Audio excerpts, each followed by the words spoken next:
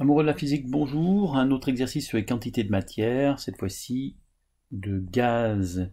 Exercice un peu original où on va aller chercher à pointer du doigt un peu la masse molaire de l'air. Alors comme l'air c'est un mélange, ce sera une masse molaire moyenne pour nous donner à peu près un ordre de grandeur de cette masse molaire.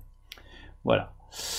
Alors justement, on considère au début qu'on a 1 m3 et on considère que l'air est composé que de 3 gaz majoritaires. Voilà. Et on va calculer le volume puis la quantité de matière de chaque gaz qu'il contient. Alors, en fait, comme on dit que dans 1 mètre, il y a 78,08% en volume, c'est-à-dire sur 1 m3, je n'en ai que 78,08% de diazote. Donc je prends 78,08% du volume total de l'air. Je ferai pareil avec le dioxygène et l'argon avec bien sûr, des pourcentages qui sont différents, qui sont donnés dans le tableau ici. Voilà. Du coup, j'obtiens 781 litres pour le diazote, 210 pour le dioxygène et 9,3 litres pour l'argon. Voilà, donc là, c'est une question pas très difficile. Maintenant, on va aller chercher quelle est la quantité de matière. Bon, maintenant, j'ai la quantité de matière, j'ai le volume, je cherche la quantité de matière. Je suis dans les gaz, donc, formule du gaz, quand je connais le volume, il me faut le volume molaire qui m'est donné, 24,5 à 25 degrés sous la pression atmosphérique, 2013 hectopascal. Donc, je vais appliquer cette formule, voilà. J'ai les volumes, le volume molaire le nombre de moles, pardon, c'est le volume de diazote ici divisé par le volume molaire, ce qui me fait 31,9 moles.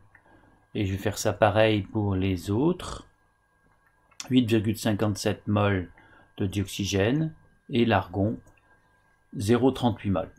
Voilà, donc application directe de la formule qui nous donne le nombre de moles connaissant le volume du gaz.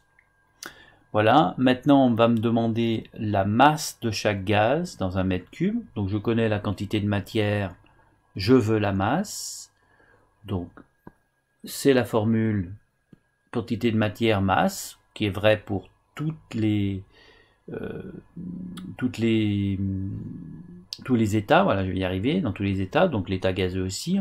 C'est rare de demander la masse, mais bon, ici c'est vous faire travailler toutes ces formules. Donc j'ai 31,9 moles de diazote.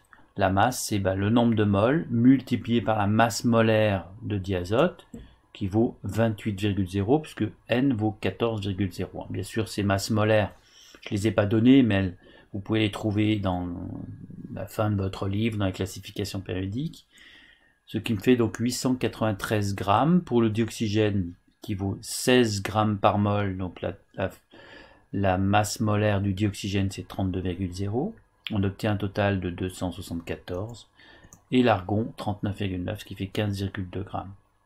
Voilà donc les masses que l'on a de chacun de ces gaz dans 1 m3 d'air.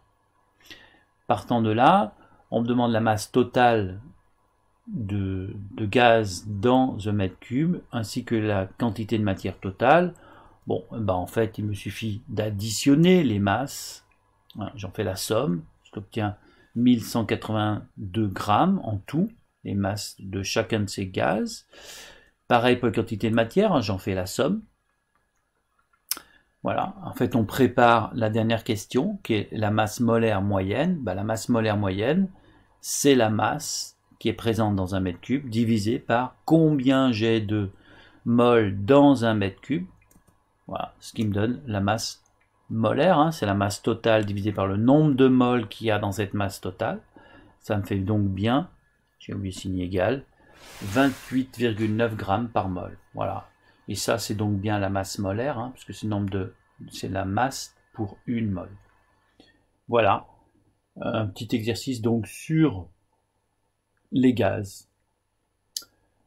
Voilà, j'espère que cet exercice vous aura un peu éclairci sur les gaz, qui est une formule qui est en fait ultra simple à utiliser, mais c'est toujours pareil, bien repérer quelles sont les formules. Là, on a vu qu'on pouvait utiliser la formule avec la masse, pourtant on est dans les gaz, hein. Tout dépend de l'information qu'on me donne au départ. Voilà, je vous dis au revoir et à bientôt pour une nouvelle vidéo. Au revoir.